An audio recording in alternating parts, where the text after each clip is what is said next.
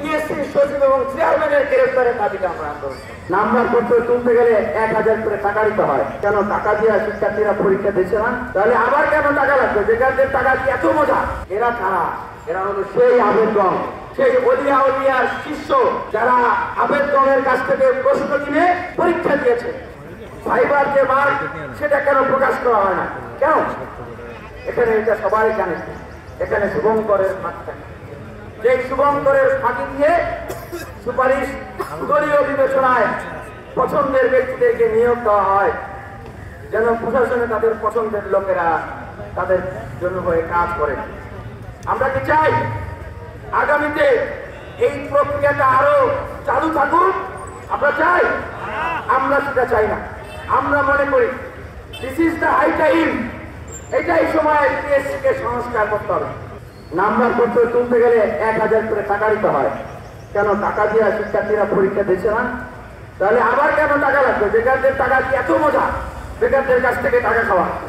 এই যে আগে যারা বিসিএস পরীক্ষা দিতেন এত কষ্ট করে, এত পড়াশোনা করে, তারা কোনো না কোনো একটা চাকরি নিয়ে অন্তত নিজের বাড়িতে ফিরতে পারতেন, নিজের বাবা মা পরিবারের কাছে গিয়ে অন্তত বলতে পারতেন যে তোমরা এই মুরগি বেচে, ডিম বেচে, মাছ বিক্রি করে, তোমরা ধান চাল বিক্রি করে কাজ করে আমাদের থেকে টাকা পাঠিয়েছো, অন্তত ন্যূনতম একটা চাকরি নিয়ে তোমাদের কাছে এসেছে। এখন এই যে আওয়ামী লীগের সময় এক কালো আইন করা হয়েছে নন ক্যাডার বিধি, যার কারণে সেই সুযোগটা এখন সংকুচিত হয়ে গেছে।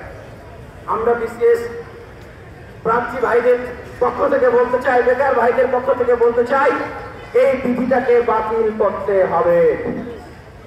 এবং আমরা পাশাপাশি এটা বলতে চাই, এই যে 46তম বিসিএস এর প্রিলিমিনারি পরীক্ষা ফাঁস হয়েছে, সেটা জানেন না ভাই? এটা তো সারা বাংলাদেশের সবাই জানে। আমার মনে হয় এটা আমাদের চেয়ারম্যান ছাত্র সেখানে যারা আছে তারা ভুলে গেছে। এরা কারা? এরা হলো সেই আবেদগণ, সেই অলিয়া উলিয়ার শিষ্য যারা আবেদগণের কাছ থেকে প্রশ্ন কিনে পরীক্ষা দিয়েছে। আবেদ সাহেব জেল খাটতেছেন। আবেদ সাহেব যদি জেলখানায় থাকে, তার শিষ্যরা কেন বাইরে? আবেদের শিষ্যরা যদি বাইরে থাকে, তাহলে আবেদ কেন জেলে থাকে? এই শিষ্যদেরকে যদি গ্রেফতার না করা হয়, তাদেরকে যদি পরীক্ষা থেকে বহিষ্কার না করা হয়, তাহলে আমরা আবেদের মুক্তির জন্য আন্দোলন করব এবং পিএসসি সচিব এবং চেয়ারম্যানের গ্রেফতারের দাবিতে আমরা আন্দোলন করব। দেখেন, এই চোরদের সাথে আমাদের যে ভাইয়েরা আছে তারা কি পরীক্ষায় বসবে? বসবে না। আমি আমার 46তম বিসিএস এর ভাইদের উদ্দেশ্যে বলবো, চোররা যেন পরীক্ষায় বসতে না পারে। আপনারা তারা আসলে তাদেরকে পরীক্ষার কেন্দ্রের সামনে বেঁধে রাখবেন। আর এখন শিক্ষার্থীরা প্রশ্ন করতেছে, আবেদগণের কত টাকা হয়েছে, আবেদগণের কত শক্তি?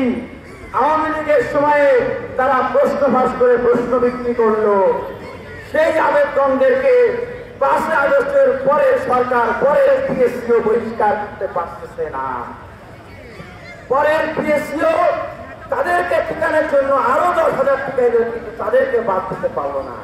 তাহলে কত কোটি টাকা পরের পিএসসি কেও তারা খাওয়াইছে? কিসের ভয় দেখাইছে তারা পরের পিএসসি?